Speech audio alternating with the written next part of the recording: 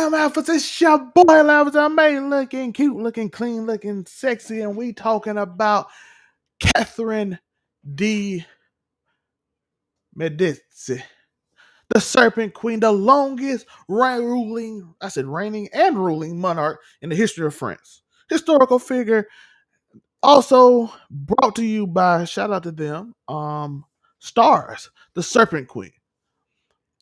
I didn't go over the first episode, so I do apologize, but I'm trying to make this quick. First off, I love the fourth wall breaking. Seeing someone talk to me is so cool. That's one of the coolest things about the show. That's one of the coolest things about the show is seeing someone talk to me. By the way, for the people that don't know, I am your host. I am the host on many shows. We do power and a bunch of stuff. Like and subscribe if you enjoy the content. So you don't have to do it now, but once you do, I like to put that out there to you. You'll see it randomly across the screen as we go through the show. But I do want to talk about the fourth wall breaking in the show. That's one of the best things about it.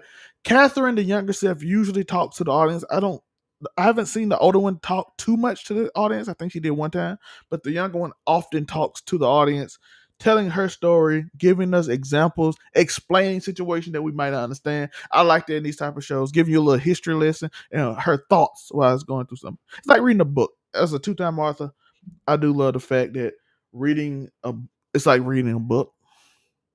And I love that. It's like, because usually when you watch the show, you can't think what they're saying unless they tell you, or you can insinuate. But in this show, she specifically tells you what she's thinking. I absolutely love that. Episode 1 is the story of how she became queen. I know it's episode 2. I didn't do episode 1, so I'm gonna give a quick review, and then we're gonna go on episode 2. And how the church Pope Clement, her uncle, used her to survive, and how she learned how not to trust people. You'll learn. I'm gonna tell you about her cousin Anne. Is the reason why she learned not to trust people. That's family and her husband.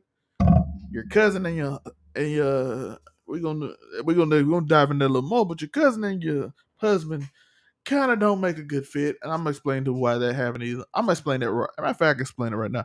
Her cousin basically was sent over there a long time ago by the Pope to teach him Bible readings from the Catholic Church.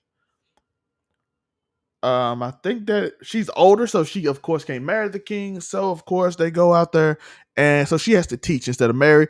He sends his niece because she's younger, much younger than her. I don't know quite the ages, but her and Henry's the same age, who she's going to marry, who is the King Francis' son, who was very nice to her, by the way.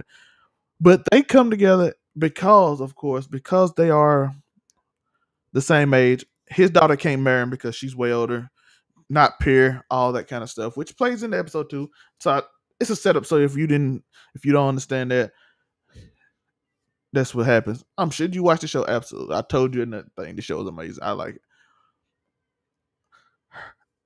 We see, like I said, she marries Henry.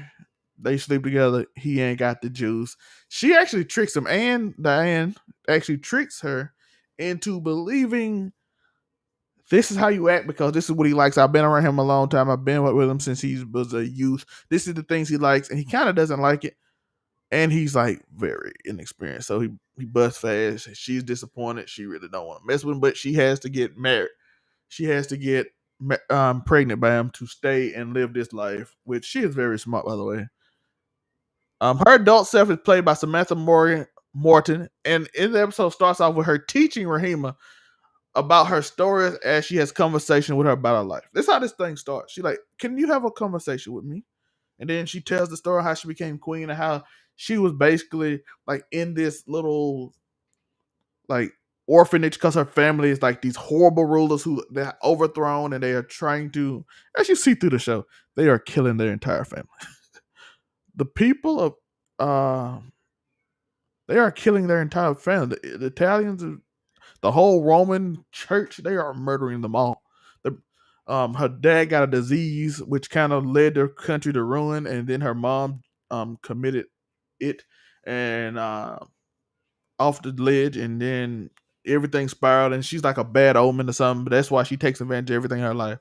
And she tells Rahima the story. At the end of the episode, she tells her, "What did I teach you?" And she said, "Oh, the third's always around." She's like, "No, don't trust anybody." Threw the thing down and blamed her for it. Of course, Rahima took advantage and stole from her, which is how episode 2 starts. It begins with them telling Rahima to come to the queen, come to Catherine, and They try to set Rahima up. Rahima comes to the queen. She tells her she asks her why. Why did you mistreat me? Why did you punish me unjustly? Knowing I didn't throw it over, but you got me punished. Catherine says, I admire people who take advantage of a bad situation. That's why I admire you. That's why I chose you instead of all the other people. Even Natalia, who Catherine is a demon. She is a demon. You find out in this episode, you find out a little bit in the first episode, but you really find in this episode that she is a demon. She is a ruthless queen who does stuff just for fun. She manipulates situations just for fun. That's what she did to Rahima. She sees the trick. She sees Rahima and she said, who does it? Who did this to you? Who trying to set you up? Because this is obviously a setup. I'm the queen of setups. So this is obviously a setup. She goes and she says she figures out. She looks in the mirror, which automatically is a symbol throughout this whole show. When Rahima looks in the mirror, it seems like Catherine can tell anything to go on. She said, Natalie is the one that trying to trick you. We should teach her a lesson. But first, let me understand why. She also tells her, don't steal from me again, but I respect you for making the best out of a bad situation. I said it earlier. I don't know if I quite finished this thought process. We start the episode. They tell her she must get pregnant or she's going back to Italy where her aunt, who we just found out, just got her throat handled. I'm gonna say that for monetization purposes. Um, we see King Francis getting it in. First off, the little bellboy outside is offering her. She's like, I know your husband not giving you none. She says, if he knows he's a loser, everybody know I'm not getting none, and I can't get pregnant. They have this whole situation with I kind of skipped over this. Somebody got deleted my notes, but they have this whole situation where she meets the king, Henry's brother, who is ahead of him for the king, and they have this whole situation where she knows she had to be pregnant. She has to go meet him. She tried to have a conversation with him because after the first week, he feels like she doesn't like him, and that's because, of course, Anne then try to trick him into doing all these things, which makes this episode brilliant because you always trying to figure out the game everybody's playing, from Anne to Catherine to the brother to even Henry in the case, and even King Francis, which I'm trying to figure out one thing because he is getting it in, right? She said she even wish Henry was like his dad, who getting in with the slave girl Abus. I hope it's in there. Abus. They didn't really say her name. They call her servant girl, but her name is Abus. I think they said her name once. So Abus, he getting it in. Um, why he getting in with it? He sees a picture on top of the bed, and the picture of him, the Pope is hitting it from the back of the king, and he is offended. He is mad. He wants to find a Protestant who put that up there, and he's gonna have his way. He wants to make the Protestants pay. One of the royal members told him basically, "Hey, you can burn a village or something. You can do something like that." He said something that to be done, but he doesn't want to anger the movement that is going. He know he's Catholic and they're Catholic, but it's a Catholic move. I mean, a Protestant movement going across the country, and he doesn't quite want to fan the flame, but he wants to punish whoever did it in a way. We're gonna find out later in the episode who did it, or we assume who did it. We're not quite sure. Um, we see he goes back there having a meeting among all the people, all the royal guard, the princesses, the main people in the thing, the people from the church who's representative, all those other people. And we learned that Pope Clement has passed away. Her uncle has passed. He's died during digestion. King Francis throws a shot at Henry, but Catherine takes up for him. We also come right after the scene finding that Aebis is now pregnant and she wants Catherine's magician, Ruggieri, to get rid of the baby. Catherine kicks out. She kind of helps in there, but she kicks out. And we go to these scenes where we start seeing the games being played, which makes the show so good. It makes it so good because you see Anne is keep playing tricks on Henry, while Anne keeps goading Catherine, keeps saying, "I'm going to be the queen soon because he's gonna get rid of you after you don't give him a baby. She's basically trying to make fun of her, telling her that he does whatever I say. He's gonna be with me. All these things, and this leads to the scene where she tells him that she wants to try to have a baby so he doesn't look less of a man. As I said, the king already dissed him, and this kind of out of order, but I'm just going over it in the order of why things matter. And he ended up talking about Catherine's sleep. You might well come in here and get your teaching as I promised your mother. And of course, he's eating her out. Well, Anne looks as she was ready, but he wasn't because she has to get this baby get out. So, of course, Catherine is coming up with multiple plans because, like I said, she is a schemer. Her older self is way better, but that's experience. But her young self is still that schemer. She's quite smart. If you From the first episode, she even tricked to get better clothes and everything. She manipulated the situation all the way. Her uncle knew she was smart, but he was like, "I can't beat her. Like she's right. Like if I deny it, it's not gonna work good." So all this led to after her uncle the Pope died, Clement, who is loyal to the king. She gets on a bended knee, apologize to the new Pope because apologize for the new Pope because the new Pope is no longer loyal to them. He has moved over to I think Italy, and he's on their side, which leads to a bundle of heads. So she knows she had to get ahead of it. So she says she is not worthy, even if she's pregnant. The Pope and the um, Catholic Church has been against the king. They are against the king. She is no longer worthy. She will annul everything. She will be a housemaid or whatever the king wants. And she just wishes because she truly loves Henry that he finds a young, pure woman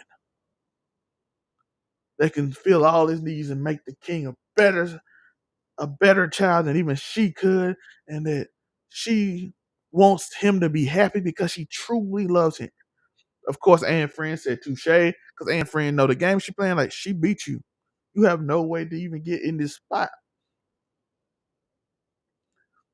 And let me stop the plan. She goes in the room. She gets washed off. She's very upset. Why? And King Francis is moved by it. Of course, like yo, you are willing to give away loyalty. So I would give you a longer stay to get a chance to get pregnant because I admire your loyalty to me because you were willing to give up one of the prime positions in this country. One of the prime positions in this country as a princess, possibly a queen if I so choose. And you're willing to give it up because of your family disloyalty. I approve of you. We good now. You can stay because I appreciate you. Catherine, of course, goes out. She sleeps with the horse guy. I gotta find out his name for the episode because I watched this late last night. She sleeps with the horse guy, says his desperate measures. Then she come back to her room. Of course, Henry like, I'm here to fulfill my duty in the most awkward sex scene I've ever seen. The dude like literally like moved in weirdly and then nutted in her from the side or something, and he went to. I don't even know if he got it in. I think the thought of it got in. So she went to sleep because I don't think he can even put it in. So shout out to the horse dude for making up for that. Henry is a pure. I don't want to say the word. Y'all know what it is. They'll start with an S and with a P. But he is that. They go outside. They're having this meeting. They bring the Protestants to him. They try to decide if he's the Protestant that put it in front of the king, but Henry brother shoots the man. He shoots the wife. He just shoots him. Everybody like, yo, we didn't even have a case for this, but he shoots them. That they're Protestants. Someone must have an example made of them. Someone must have an example made. Everybody like you. What's wrong with you? Something wrong with you? You are just. They're questioning his like mindset, but it already happened. They already made an example of. You shot a woman. They really didn't like it. They ask what's wrong with him. Of course, they go on and be like, "Well, a case must be made. They are Protestants. Something has to be done." Henry finished them off, but he can't because Henry's a good dude. He runs off in the woods and cries, basically talking about he's not like the brother and his father. He don't even respect them. They come back, and Catherine, of course, tell him he's a good man and that he's not like his father. And the other version admits that she loved him, but he not really a man. So, but she still loved him, and even pointed at the son who shot a gun and fell back like Henry would, and was like, he's basically not a man. So he comes back after, and of course, him being an S ends with a P for and Diane. He goes back and she says, "Don't you disappoint me." So he puts the gun in the man's face, sees it, and then stabs dude in the neck. He's like, "I'm gonna show you how brutal I am. I am going to stab him to prove a point to you." But he spares the boy, tells him to run, get away from the family, because of course the man asks, "Please, you can do whatever you want me, spare my son." Like I said, this show is very it's like a mind thriller on how Catherine manipulated her way around. Because I'm still interested how she got Henry to be king. We kind of got an inkling of that, but I don't think that's enough to just make him king. That just makes him we're gonna talk about it in a minute. Catherine decides to go to the Sultan and said, "We got common enemies. We can go against the European monarchy, which will bring influence to them and bring influences to us. It's a win-win situation." He states that why would the king and the French monarchy work with me? She says, "Look, it's a win-win. I can convince the king I'm a prince, basically. I can convince Henry to go with you because he's of course my husband." She does convince Henry to go. And it looks good. Henry is going to war. And as Anne said, he's probably going, if he dies, she will be a widow. And that she will be known as the person who sent the prince to his death. She said, "You're wrong. I'm to be the princess, the widow of the war hero who fought for the country, for France. And you will be nothing because if he dies, you can't be queen. You can't be princess. You can't be a duchess. You can't be anything." And and she walks off. She lost. Her first win was against Anne because no matter what happened, Anne can't win. And if Henry comes back, he's a war hero thanks to his wife and her plan. After this, Catherine, of course, goes in the woods, find the child that got away. Apparently, he died. I don't know if that's the child that got away. He had a little straw man in hand. I don't know if that's a premonition because throughout the episode, she said she had premonition was gonna happen. She even saw her uncle pass away. Again, it goes back to the fortune of her having a curse and having bad luck. And we go back to the present time that as the show ends, she is teaching Rahima a horrible thing. And she teaching her to set people up and teaching people lessons when they go against you. Is she convincing her to maybe become the next queen? We see. It's an interesting concept. I actually love this. Because I don't know what Rahima's job is. Is it just for her to cause chaos through Rahima? She said, "Do what you must and do things you never thought you would." And to say that Natalia, who tried to set up Rahima early in the episode, um, yeah, she ended up in bad shape. She kind of got blew up. And all you see is the queen looking with a little smirk, Rahima smiling, and the show ends. And I'm like, touche. They playing mind games. Like the older queen is playing little petty mind games on lower levels of punishment of people, where she's blowing up random maids for fun. And the young one is playing like a masterful game to become the queen that she is later in the show. It is absolutely amazing. It's beautiful. Apparently, to be the longest reigning monarch, she's probably gonna have to get rid of Francis Queen. So I'm just interested in the story. Amazing story. I like this show. I like the mind game. I'm a mental person. I like mental mind games. Uh, So we're gonna put on the bottom of the screen. Let me know what you thought of the show. Like and subscribe as you see below. Every Friday we have content from Overall 99. We have the wrestling show. We have probably something else that'll be on Friday. It's gonna be something else. I'll let y'all know. Update y'all throughout the post. We also have Friday Night Year. So it's two wrestling shows. Saturday we have Make It Make Sense and AF. Make It Make Sense is a collab between us and the Blurred Boys. Shout out to them. Monday is Man Cave. Tuesday is I'll come up with something. Wednesday is Star Wars. We're doing Star Wars on Wednesday. Thursday is of course She-Hulk. And that's how our week mostly go in the last, but we'll do other things. Ring of Power is also Friday. Um we got some fun stuff we're gonna have. We got a lot of content coming up. So hit that shout out to the boys and hit that. Look at that, follow us. Look at that. You can follow the group, all of them right here, just at the bottom. We're gonna have Tina B, aka Miss Bradshaw. She'll be here for the power episode coming up in 30 minutes, a little over 30 minutes. And remember to like and subscribe if you enjoy the content. I do appreciate y'all for anyone that watched. I know it's a new show, and we have no rep- reputation on this show. But I do appreciate y'all for watching. Like I said, like and subscribe, and we're out. Peace.